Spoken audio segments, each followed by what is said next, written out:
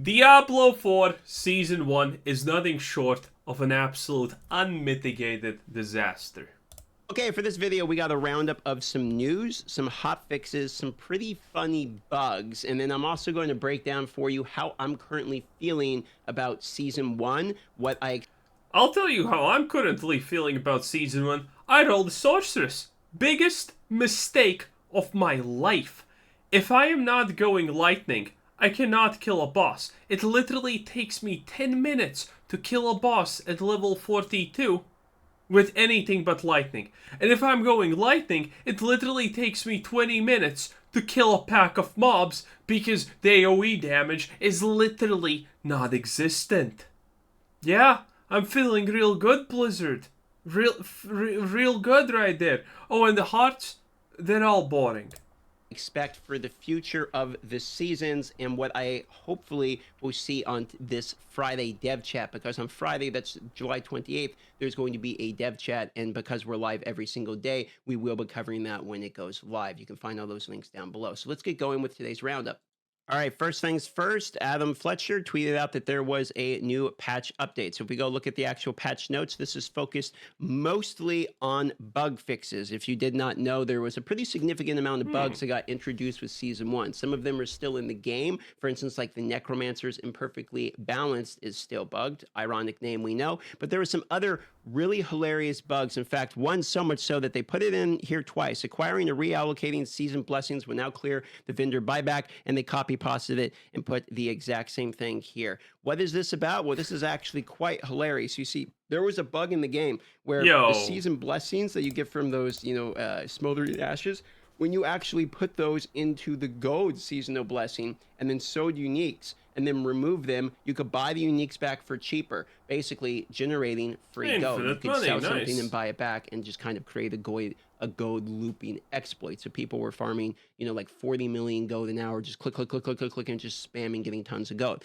So that one got bug fixed so hard. Apparently it gets 2 spots within the patch notes. Nice. I'm sad to see this one got patched, but it makes sense. Basically, the Tree of Whispers cache that would drop, you could drop it, pick it up, drop it, pick it up 10 times, and it would instantly give you the reward as if you had done all 10 of them, therefore bypassing that portion of the season journey. And this is the last one I'll mention here. The rest are just minor bug fixes, but this is about the major drama that was going on, which is the default focus on the Battle Pass screen is now the season journey button. So basically what would happen before is if you would go into the basically your seasonal tab there on your menu and you had your controller, the first button you push would activate the Battle Pass, and there was no pop-up screen or anything confirming that. They both changed that it's no longer the first one highlighted, as well as the activation of it will have a confirmation pop up. This way you're not accidentally cheesed. Everyone knows that that was 100% intentional, by the way.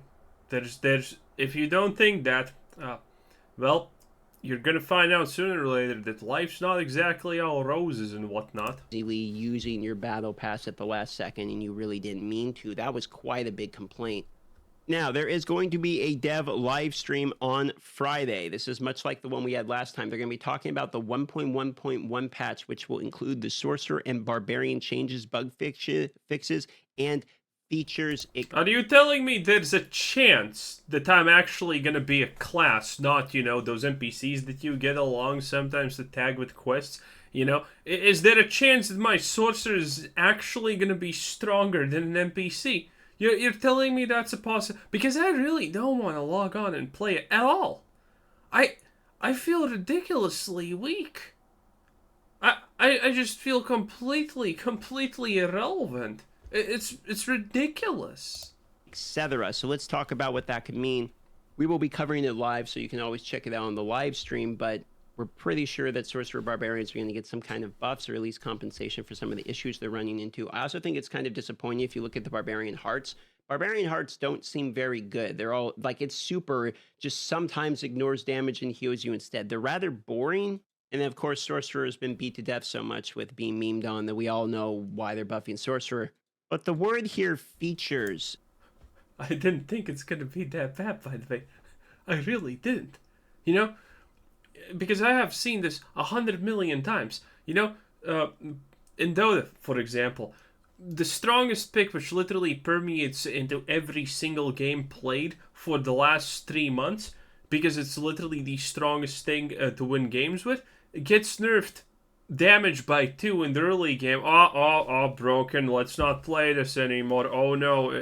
-2 base damage. Oh no. Oh no. They nerfed the base damage by 3%. What are we gonna do now? Yeah, nothing actually changes. But the effect is people think it's nerfed, so that's a thing. I thought it's gonna be the same for the sorceress.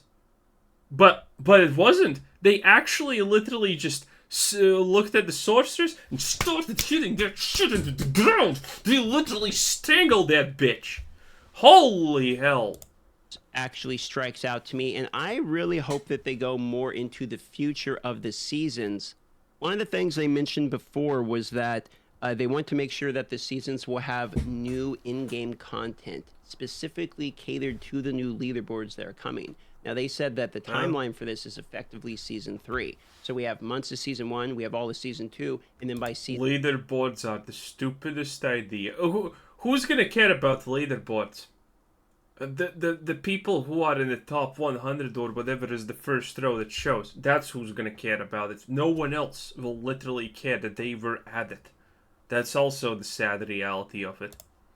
Season 3, we should be seeing some major in-game content. This actually correlates about the same time that I feel like is the longest I'm willing to give the game in order to see when the content comes. If you want to know my opinion about the game currently, I am enjoying the Season 1. Yeah, because you're playing a necromancer. I'm going to be honest for you. I think the cage hearts are fun. I like it. But once you've experienced the cage hearts, Season 1 does sort of feel the same. After that point, I'm going nice and slow. I'm not going to rush through this, and I've seen Oh, look at that. He's actually playing Decrypt. Wow. all of the min-max strategies people are doing, which is, going in, resetting dungeons, doing menu simulators. I'll be honest, I hate that style of gameplay. I actually don't like min-maxing, and I don't really see a reason to do it. There's no leaderboards. There's no challenge. There's no rush to the end. Uber Lilith was the coolest challenge in the game, in my opinion, and I felt the most satisfied when I cleared her finally. But now it will only be easier because we have caged hearts. So I'm not necessarily pushing as fast as I can because I don't see a reason to yet. Season 1 added some new fun mechanics in the game, but it didn't add any new in-game content. So if you're wanting to know what I'm looking for, I'm going to give them Season 2 to hopefully add more content into the game. And by Season 3, in my opinion, they should have the game ironed out enough that we should be seeing full new in-game additions to content. I'm talking what I want to see is I want to see new pinnacle bosses. In fact, we even talked about, or they talked about in their dev live stream. Would be good. Somebody asked a question about, can we see these new campaign bosses, maybe redo them? And everyone kind of laughed and looked at each other and said, well, we're not ready to talk about that yet. I'm really hoping that means bosses like Astaroth, etc., become new challenge bosses. We need... What do you mean challenge bosses? You can AFK them.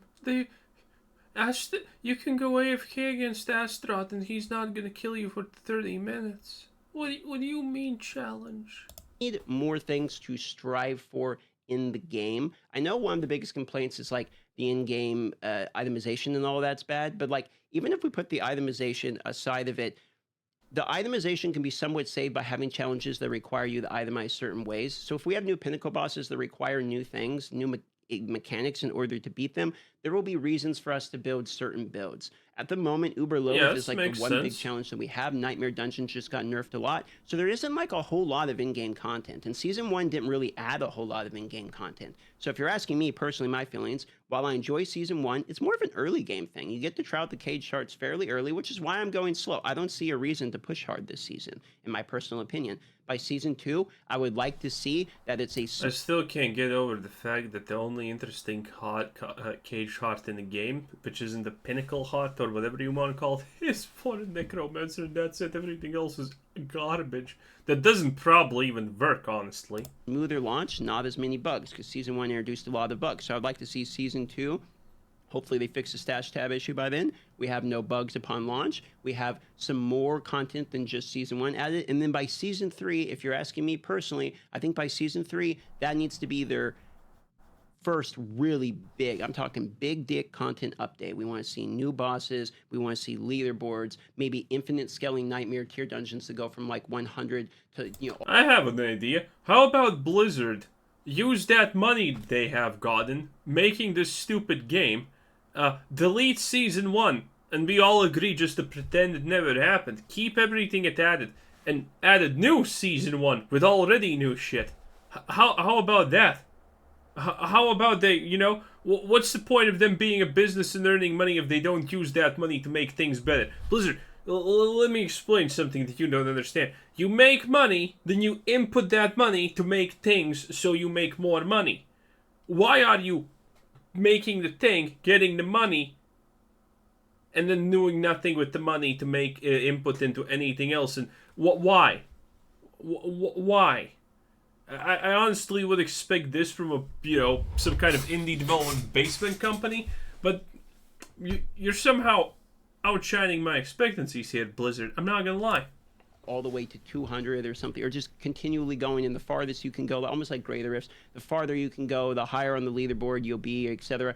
We're going to want to see some reasons to push fast, some reasons to do all the min-max strategies that people are doing right now, and things to actually push for outside of creating your own sandbox challenge with other players. I want to see the game itself give us that challenge and say, this is what we want you to go try to accomplish, now go try to be that. You know what? I don't care about that. I just want Blizzard to take their heads out of their asses and make it so that when I cast Frozen Orb with the Sorceress, it also deals at least 1 point of damage to things it passes through, not only when it explodes. Is that too much to ask?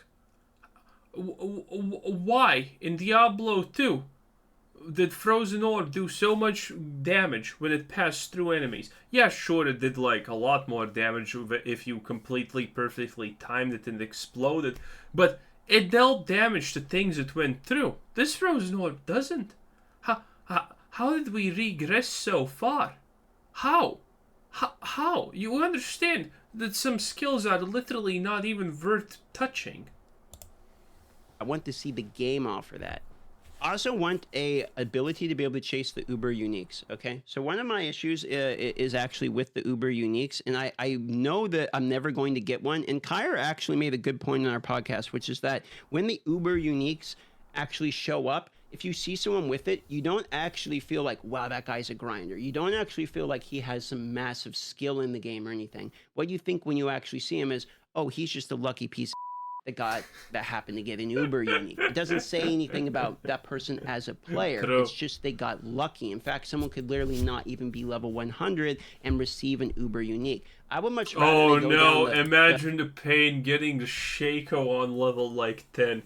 And it has the worst rolls possible. Oh no. Star Wars Galaxies path. You remember Jedi and Star Wars Galaxies way back in the day where they were so rare and hard to actually acquire that you saw them few and far between. But when you saw one, you know a player put a significant amount of effort into actually becoming a Jedi. I think that can be That's true. And after it got ruined, and everyone could just become a Jedi. It's how life goes.